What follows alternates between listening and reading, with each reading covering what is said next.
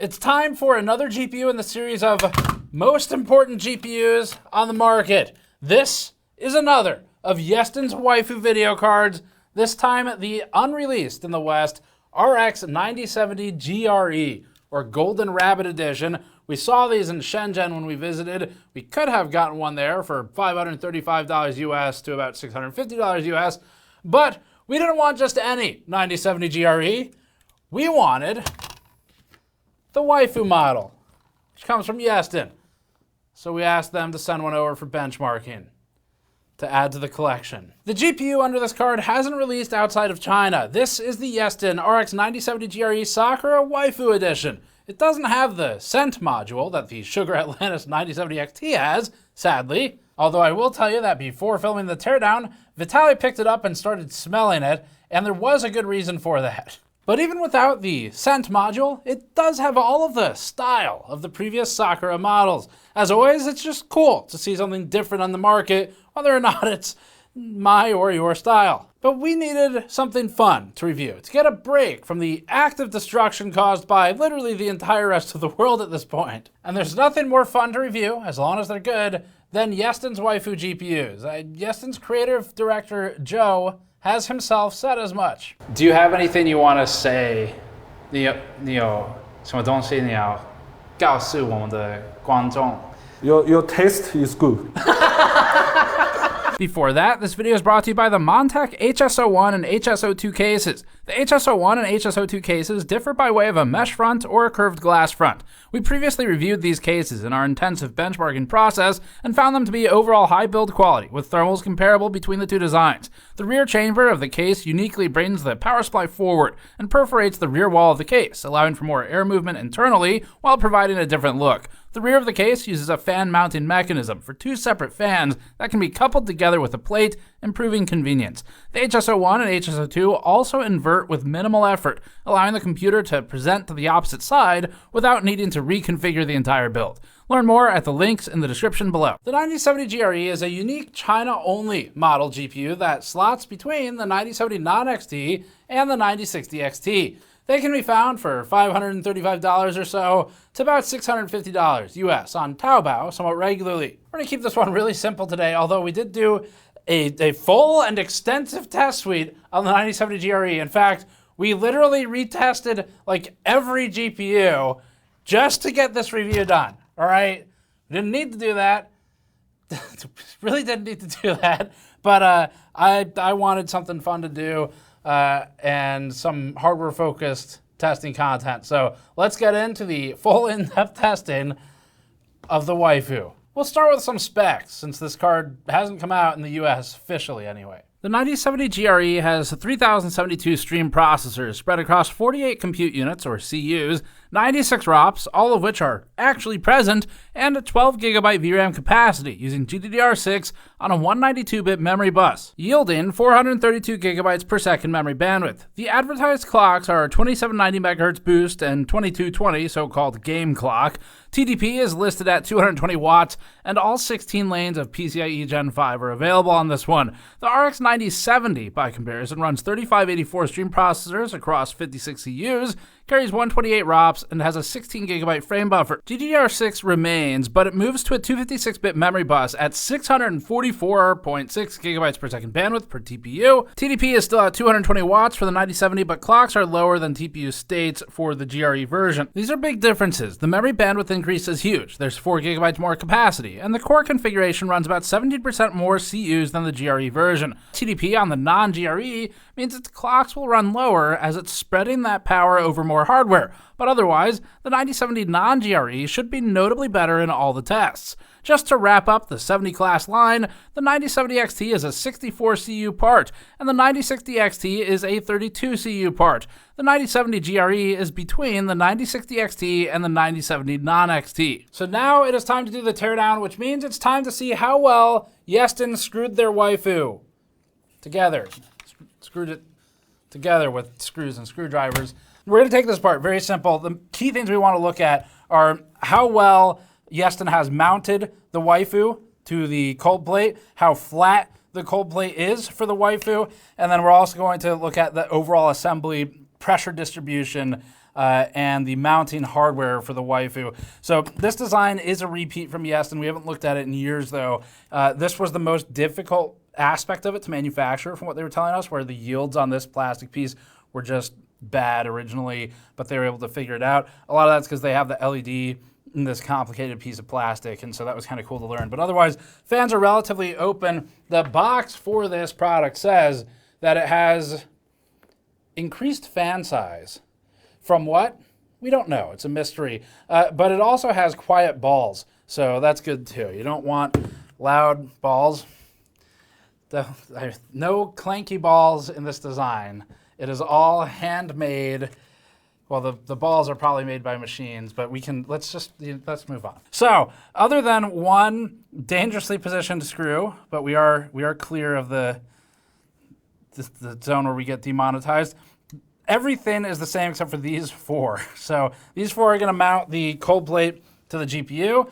We've got a BIOS switch here, so you can toggle between the default on this side that it ships in and the alternative BIOS, which is a silent view BIOS, although we didn't see much difference in testing. LED switch here, and then I'm just going to start taking it apart. So let's do that now. These are going to be pretty small Phillips. And I'm going to track this on our mod map, make it easier to reassemble at the end. If you want to buy one of these, you can go to store.gamersnexus.net and grab one of our large anti-static mod mats. So there is a tamper seal here, but it doesn't say warranty void if removed. So credit to Yeston. That was something that I spoke to them about in person. I'm not sure if they do it at all anymore, but I'm not seeing it here, which is good. Those stickers are unenforceable in the US. All right.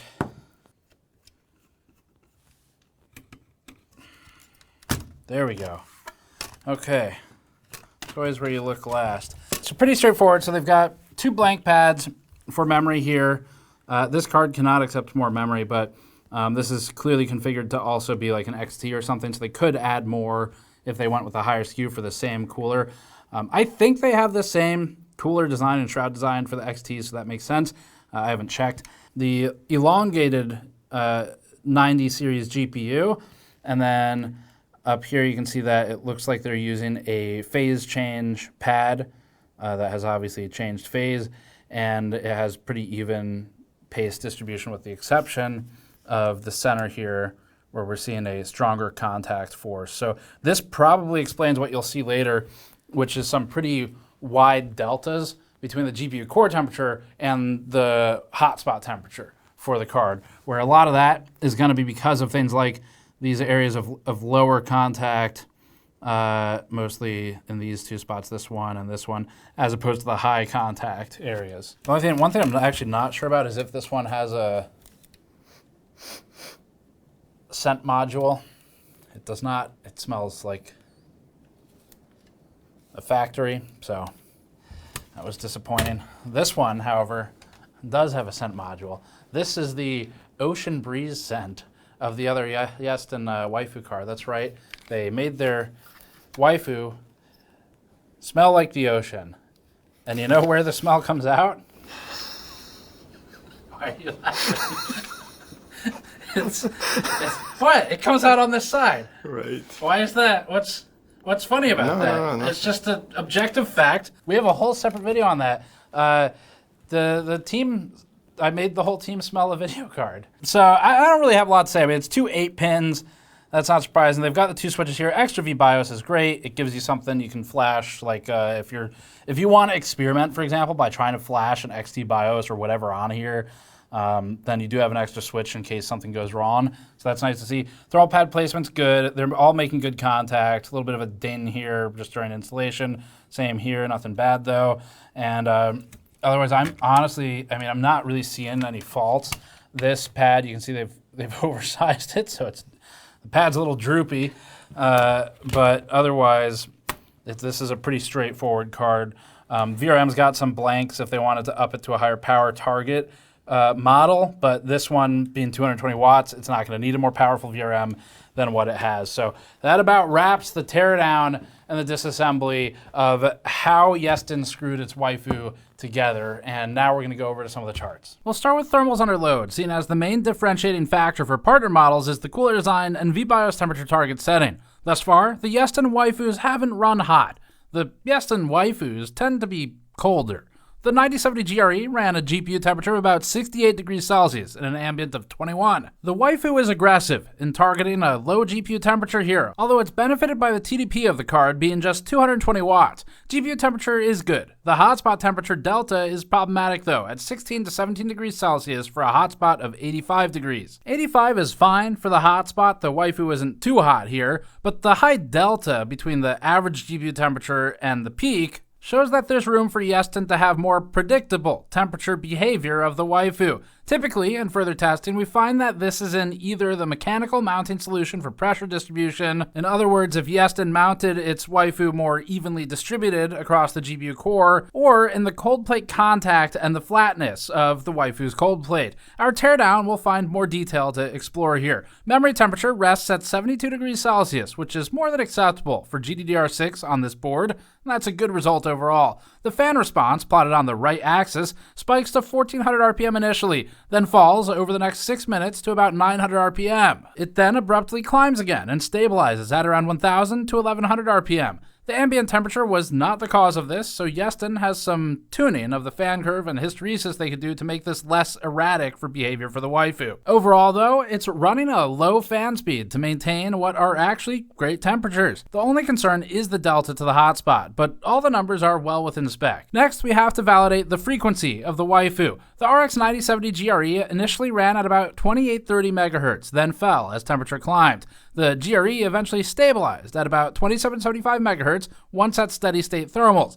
The RX 9070 XT pulse that we have here has a much higher power budget, and so it boosts higher. The XT stabilizes at about 2920 MHz when at steady state. The 9070 non-XT, non-GRE, non-Waifu holds a 2660 MHz clock. This also makes sense, as it's spreading a similar power budget over more CUs. We also ran a quick acoustic test with the Yeston RX 9070 GRE Sakura in our Hemi-Anechoic chamber that we built for controlled noise testing. In this testing, we isolate the Waifu in our sound chamber and test it for the acoustic frequency and noise levels and pitch of the Waifu when under strenuous load. This testing is run with the 9070 GRE at the auto fan speed that it leveled out at during the earlier thermal testing, so around 1030 to 1070 RPM. The Yeston 9070 GRE has a frequency spike just above the chamber cutoff at around 158 to 162 Hz. This is a relatively low frequency for the Waifu. We see another spike in the range of 400 Hz to 500 Hz, a bump at around 1200 Hz, and the remainder as usual without any elevated noise levels at the higher frequencies at the end. So that's good because people tend to find either the change in frequency as fans change speed,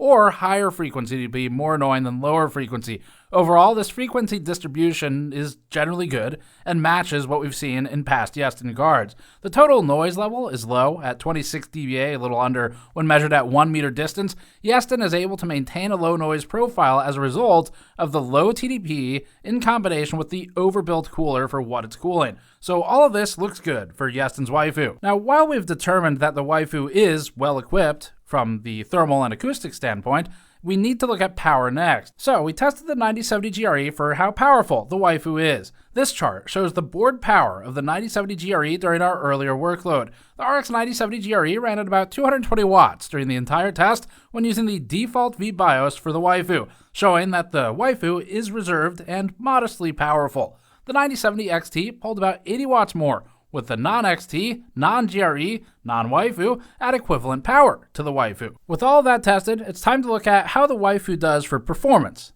this time in gaming. Dragon's Dogma 2 Rasterized is next. This test is load intensive on the GPUs, especially at 4K, and establishes a wide range of results. The 5090 sets the ceiling at nearly 130 FPS average. AMD's RX 9070 GRE ran at 48 FPS average and had lows spaced proportional to the average, right alongside behavior of neighboring cards. The 7800 XT and RTX 3080 have roughly identical performance to the new 9070 GRE, or new-ish anyway. Even at the low end of the 9070 GRE prices, this is a worse deal than the 7800 XT was previously, years ago.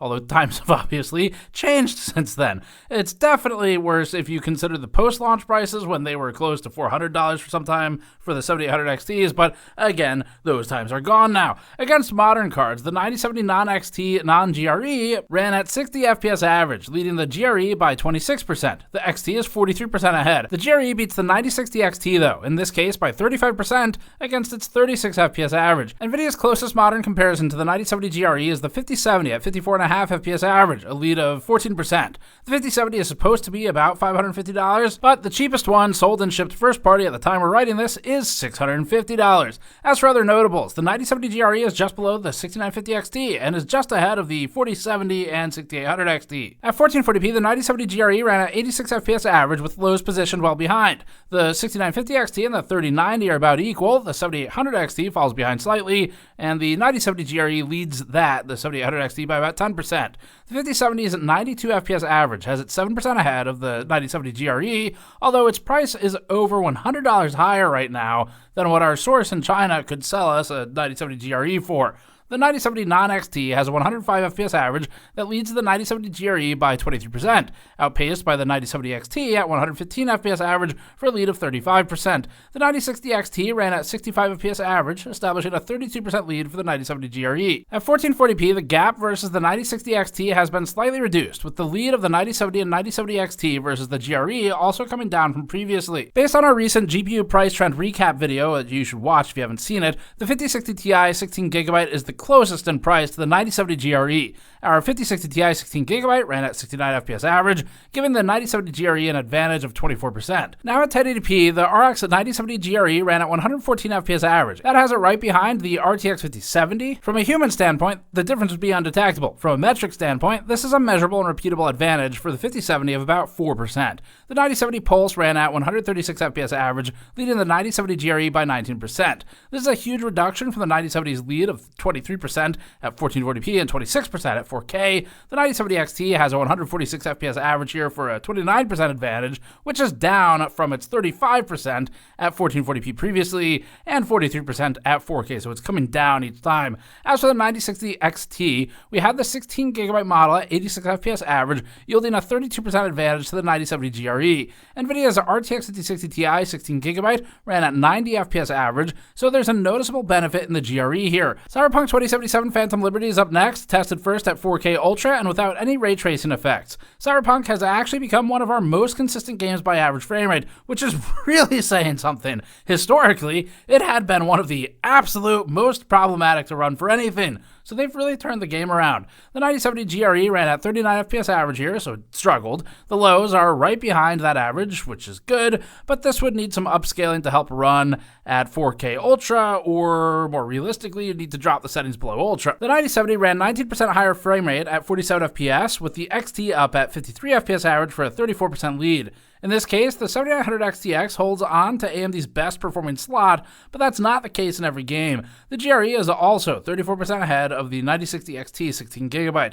The 9070 GRE is most directly comparable to the 5070 and 4070 Ti or Ti Super, as far as performance goes. It sits well ahead of the 5060 Ti 16GB for about a 25% lead by average frame rate. At 1440p, the 9070 GRE ran at about 84 FPS average. That's more than playable here. Lows are likewise in a good spot. The 9070 GRE is identical to the 4070 Ti's performance, which was the original RTX 4080, if you remember its unlaunch, and is also about the same as the 6950 XT. The 9070 XT has a 30% lead at 109 FPS average, with the 9070 splitting the difference at 98 FPS average. Below the GRE, once we're past the 7800 XT and 3080, the 5060 Ti sits at 69 FPS average. So the GRE leads the 5060 Ti by 22%, and the 9060 XT's 63 FPS average is led by 32% on the new to us GRE. The RTX 5070 definitely isn't worth an extra $100 for the 10 or so more frames per second it gets in this test, but there's more to look at. At 1080p, the 9070 GRE held a 128 FPS average result. We're maxed out at the top of the chart, so we've truncated some of the results since we're just bouncing off the CPU for those, but the GRE is not one of them. The 9070 is about 14% ahead of the 9070 GRE, minimizing the gap while still being within the CPU's capabilities. The XT card isn't much ahead of that. This resolution is pushing the cards together, though. The 9070 GRE is notably below the 4070 Ti now and is about the same as the 6950 XT. This test is for Baldur's Gate 3 at 4K and Ultra settings. There's no point showing below 4K for this one since the 9070 and 9070 XT are both against the CPU limit at 1440p. At 4K though, we still have some scaling. The RX 9070 GRE ran at 92 FPS average with good lows. That has it about the same as the 3080 or the 6800 XT, meaning that the 6950 XT breaks away in this test. The 4070 Ti also broke away, up at 100 FPS average, and as for modern comparisons, the 9070 non-GRE, non-XT held a 114 FPS average. with the XT at 128. Scaling is similar to other games. The 9070 GRE leads the 5060 Ti's 71 FPS average by 29%, with the 5070 ahead of the 9070 GRE by just a few FPS. Not in a noticeable way, however, we did have some consistent issues with the lows with the 5070. Actually, for that matter, all of the NVIDIA cards have significantly worse lows in this game with the X11 than the AMD devices. In that way, the 9070 GRE would offer a better experience overall than the 5070, objectively speaking, despite the 5070 being a few FPS ahead in average frame rate. This next one is for Kingdom Come Deliverance 2, which is a new game to our test suite. The game launched in 2025 and is one of the newer titles we've added. Because this is brand new, we don't have as many cards tested, so the chart's more barren. On the positive side, this is one of the most consistent games we're testing now, with the run-to-run variance impressively below a 1 FPS change, which is remarkably consistent. At 4K, the 9070 GRE ran at 41 FPS average and tied the 3080 in all metrics. They are indistinguishable from each other. The RTX 5070 has a measurable lead of nearly 17% here at 48 FPS average, and with lows also technically higher. The 9060 XT had a 31 FPS average result, so the 9070 GRE does end up filling in the gaps of the 9070 and 9060 XT fairly evenly. It seems possible that AMD gives the 9070 GRE a wider release at some point, just because it does fill in the distances between these. The 9070 XT maintains a 32% advantage at 54 FPS average, which is consistent with prior tests. At 1440p, the 9070 GRE is just below the 9070 non-GRE, with nothing between them. The difference is about 10 FPS here, with the 9070 XT another 10 FPS or so ahead of the non-XT. The spacing is relatively even in this benchmark. NVIDIA's 5070 leads by 17%, with the 9070 GRE leading the 5060 Ti by its own 17%, so it's right in between those two NVIDIA entries. We'll keep 1080p short as well. We're seeing the same lineup with the 9070 GRE, 9070, and 9070 XT each about 10 FPS away from the next card. The 9060 XT breaks that pattern with an 81 FPS average result, putting it just past 20 FPS below the 9070 GRE. NVIDIA's competition positions the 5070 just below the 9070 XT, so this is either a good result for NVIDIA or a bad result for AMD, depending on how you look at it. Finally, the 5060 Ti sits measurably below the 9070 GRE. While we're on games with a more limited dataset, we'll look at the Outer Worlds 2. This is another game we added from the 2025 lineup of releases, and it's another one that has proven consistent overall run-to-run. It's also very intensive, with forced RT. We're using software RT to maximize compatibility and comparability amongst cards.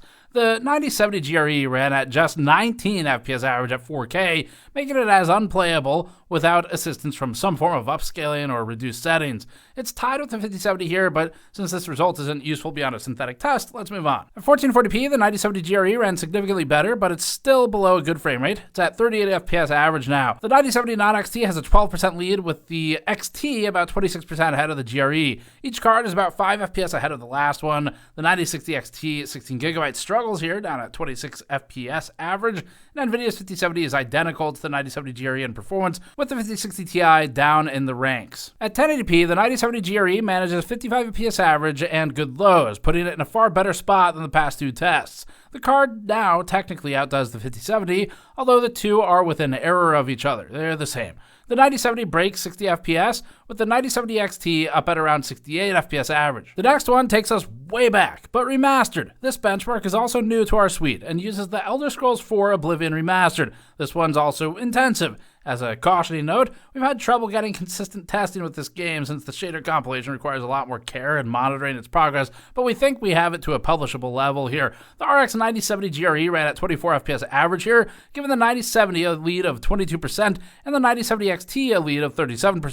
The RTX 5070 is between the 9070 GRE and the 9070. Now let's move on to a more playable resolution for these settings. At 1440p, the 9070 GRE hit 41 FPS average with lows at 34 and 28. The 5070 outpaces it with a 47 FPS average result and improved lows, with an average FPS advantage of 14%. The 9070 GRE sits between the 5070 and 5060 Ti, improved upon the 5060 Ti 16GB result by 20%. As for the 9070 non-GRE, that's at 49 FPS, with the XT at 55. The Intel GPUs are struggling here, but to their credit, they are running the game and doing so with consistent frame times, despite the unplayable performance. At 1080p, the RX 9070 GRE ran at 60 FPS average. That's finally a decent frame rate. 60 FPS has it below the 5070 by about 5 to 6 FPS average, which ultimately isn't distinguishable here. The price would matter more than a few frames. The 9070 is ahead of the GRE by 17%. We'll move quickly through these now. In Starfield at 4K, which is remarkably consistent, not that anyone would ever be playing it to even notice, players, the 9070 GRE ran at 51 FPS average and had 1%.1% lows consistent with neighbors. The 5070 ties the 9070 GRE, and actually, the 3090 Ti isn't that far ahead. The 9070 is about 10 FPS ahead for roughly a 21% lead, with the 9070 XT another 7 FPS on top of that. The 9060 XT is markedly lower at 39 FPS average and giving a 31% improvement to the 9070 GRE. The 5060 Ti 16GB is about the same. At 1440p, the 9070 GRE held a 79 FPS average, equaling the 3090 Ti in all three metrics. Obviously, the 3090 Ti's real value these days is in its 24GB of VRAM, which is a mistake that NVIDIA will make sure never happens again, but in terms of performance, these two are the same today. The 6950 XT is also about the same as the 9070 GRE, with the 5070 technically below it, but experientially identical. The 9070 hits 94 FPS average, and the 9070 XT adds another 10 FPS to that average. These remain spaced relatively equally, as we've now seen across a lot of games. One thing that also remains consistent is the relatively large improvement on the 9060 XT 16GB at 27% here, favoring the GRE. At 1080p, these 9070 class cards shift about 10 FPS higher. The 9070 GRE is included in that. The comparative still has the 9070 GRE and 5070 equal, with the 3090 Ti slightly below that. The 6950 XT marginally exceeds the 9070 GRE. Ultimately, this cluster of cards, though, is about the same for performance. So, like all of its players did a week after launch, let's move on from Starfield. In Final Fantasy XIV Dawntrail at 4K, the 9070 XT ran at just 56 FPS average with maximum settings. The 7800 XT is functionally the same here. The RTX 5070 has a significant lead this time, now at 77 FPS average, and leading both the 9070 non-GRE and the 9070 GRE. The advantage over the GRE is 37% for the 5070, which is the biggest gap we've seen so far for these two cards. The 5060 Ti 16GB also encroaches on the 9070 GRE in this one, nearly equaling it. In this game, the AMD RX 90 series is just struggling in general. The 9070 XT, for example, falls below the 4070 Ti Super and only barely beats the 5070, with the 5070 Ti launching ahead of it. This has been true of this game since these cards launched, though. At 1440p, the 9070 blank manages to at least marginally pull itself ahead of the 5070, but otherwise the lineup is similar. The positive for AMD is that as the resolution has come down, the 9070 GRE has gained some distance from the 5060 Ti and is approaching the 5070, which has had its lead cut down from 37% to 28%. At 1080p, the 9070 GRE now holds 180 FPS average and sits between the 7800 XT, 3080, and 4070. The RTX 5070 is still locked in a back-and-forth battle with the 9070, but its lead over the 9070 GRE has now been cut down to 23%. Still a big lead, of course, just lower. We'll keep these quicker now. Dying Light 2 at 4K had the 9070 GRE at 44 FPS average, about the same as the RTX 3080 and just ahead of the 7800 XT. The 9070 blank is just past 10 FPS average ahead, with the 9070 XT up at 62 FPS average. The modern 5060 Ti trails, giving the GRE a lead of 13%. The 5070 has one of its larger leads here at 27%. 1440p has the 9070 GRE at 86 FPS average, with the 9070 and 5070 ahead by 25% and the XT ahead by 38%. The 9070 GRE trails the 3080 by a measurable amount now and is tied with the 7800 XT. Let's move on to another game. Black Myth Wukong is next, first with rasterized testing. We're skipping 4K since it's too much for the 9070 GRE, and instead looking at 1440p first with the GRE running at 64 FPS average, almost perfectly equal to the 6950 XT. Down actually to the decimal point in two of the metrics. The 3080 is just behind it. Against modern cards, the 9070 hit 76 FPS average with the XT at 84. The 5070 sits below these with a 72 FPS average, a 13% improvement over the 9070 GRE. The GRE leads the 5060 Ti by about 17% here. At 1080p, the 9070 GRE held 91 FPS average and tied the 7900 XT. The 6950 XT dips slightly below. The 5070 is now also close enough that these wouldn't really feel any different, with the gap minimizing as resolution comes down. We'll skip Resident Evil, Rasterized, F1, and Total War Warhammer. There's enough raster data for this card, so let's move on to ray tracing. Adding ray tracing to the mix, we'll start with one of the lighter RT workloads with Dragon's Dogma 2. This game mostly augments existing graphics with RT. The RX 9070 GRE ran at 43 FPS average here, giving the 9070 a 28% advantage when RT is on. The XT is only a few FPS ahead of the 9070, but the gap between the GRE and non-GRE cards is large. The 9060 XT is down at 31 FPS average and is struggling for about a 35% improvement with the GRE over the 9060 XT, 16GB here. NVIDIA's 5070 runs runs at 48 FPS average in this test, not significantly better than the 9070 GRE, despite NVIDIA's RT advantages and its head start in RT. At 1440p, the 9070 GRE is now right next to the 5070 FE when ray tracing is enabled for both. There's technically still a 3 to 4 FPS gap, but these are functionally the same result. The 5060 Ti is down at 60 FPS average, just ahead of the 9060 XT, and with both giving the GRE a meaningful spot on the charts. It's filling a gap that AMD has otherwise left open for most markets. 1080p isn't that interesting. This is the chart for it though. The 5070 and 9070 are still about 4 FPS apart from each other. Otherwise, we're really just seeing the same scaling as earlier, so let's move on. Cyberpunk is next. Given the 9070 GRE's moderate performance, we're only looking at our medium RT settings rather than ultra here. At 1440p with RT medium, the 9070 GRE is only 6 FPS average behind the 9070. Although that's a 13% lead still for the 9070. The XT has a large gap up to 58 FPS average. The 5070 is basically the same experience as the 9070 non-GRE here, with the 5060 Ti down at 38 FPS average and the 9060 XT at 33 FPS average. Intel's B580 actually does well here, given its far lower price, with a 29 FPS average. That's still not something we'd play, but comparatively, it's doing a lot better than its price would suggest reasonable. At 1080p, the 9070 GRE is in a playable position at 71 FPS average, just behind the 3090 and ahead of the 7900 XT. These are all about the same, including in lows. The 5070 leads the grouping, including a technical but irrelevant victory over the 9070 Pulse. The 5060 Ti gives the GRE about a 14% advantage. In Black Myth Wukong at 1080p with RT, the 9070 GRE and actually the entire 9070 lineup, including the XT, all fall below the 5060 Ti. NVIDIA has a disproportionate advantage in this game when ray tracing is enabled. It's not news for this title, but every time we see it, it's clear just how big that advantage is. 5060 Ti 16GB outdoing the 9070 XT speaks to NVIDIA's favor for this specific title. So wrapping things up, as the GRE itself, like just the GPU, it fits where you'd expect. It's between the 9060 XT and the 9070. Because it has fewer CUs, the clocks can run higher on the 9070 GRE than on the 9070 because they have the same DDP, but the GRE has fewer compute units on it, and so that's how that works out. But ultimately, the lineup is exactly what you would expect. The 5070 is often ahead of the 9070 GRE. There are some instances where it is substantial. It's like 28 to 30-something% sometimes. In a lot of cases, they're closer than that, but the 5070 often is still ahead. The 5060 Ti tends to give up a relatively large lead to the 9070 GRE. Ultimately, though, the GPU prices are still kind of fucked right now. Like, they're not as bad as system memory is, but they're not as good as they were in November. In November, the GPU prices were looking a lot better. We talked about this in a recent video where we did an update on the GPU prices in the market right now, and that's what we've come to for the conclusion. But as a card, as in Yeston's part of this, ignoring the GPU for a second, it's doing well. Yeston continues to impress for their products that seem like they would be meme products, but then actually they aren't. They're like real video cards that have serious design into them. So they're reusing some parts of this from the past. For example, the art is reused from, I think it's the 6000 series was when we first saw that. But then the cooler is applied to a new GPU, obviously. And the end result is that Yeston ends up with something that acoustically is really quiet for out-of-the-box settings. So the out-of-the-box VBIOS target is fairly aggressive. It keeps about 68 degrees Celsius in our testing approach.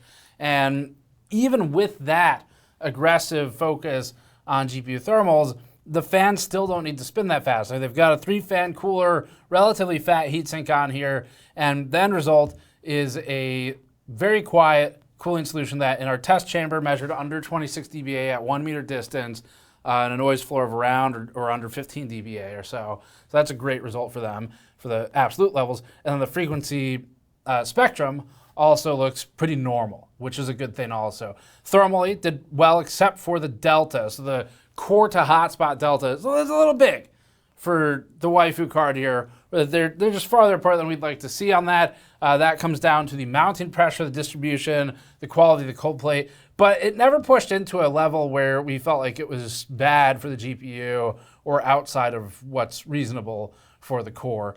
So overall, Yeston's done well on the actual design of the card. It looks different. That's always nice to see. It's got an extra VBIOS, which is actually pretty great because if you want to experiment with flashing an alternative VBIOS on there, then you've got an extra toggle in case something goes horribly wrong. you're not going to be out a video card for it. You can recover those instances, just a little difficult. And then it has the LED toggle as well, which is also just a cool quality of life feature. Plus, if you care, it's got an RGB cable sticking out the side of it, so you could synchronize it with the rest of your RGB lights in your system if they use the same connector. So as far as the GRE itself, I mean, older cards are performing better for a similar price. And so if you're willing to go used, then maybe that's an option where you could still get in at a better price for better performance.